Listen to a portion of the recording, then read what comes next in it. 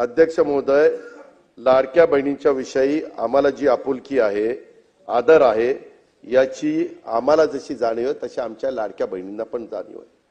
अध्यक्ष महोदय, काहींनी एका गोष्टीची समज झालं पाहिजे, विशेषतः आमचे पटोले साहेब यांनी, आईनंतर जर सर्वात कोणी त्याग करत असेल तर ती बहीण असते। हे तर खरं, बापाचं पण प्रेम जास्तीत जास्त मुलीवर असतं पोरापेक्षा, आणि त्यामुळं भावावर तिची खूप माया असते। भाऊ कठीण परिस्थितीत असेल तर तिला त्याच्या काळजी असते, आणि त्यामुळे ती कधी त्याच्या भावाला अडचणीत आणण्याची मागणी करत नाही।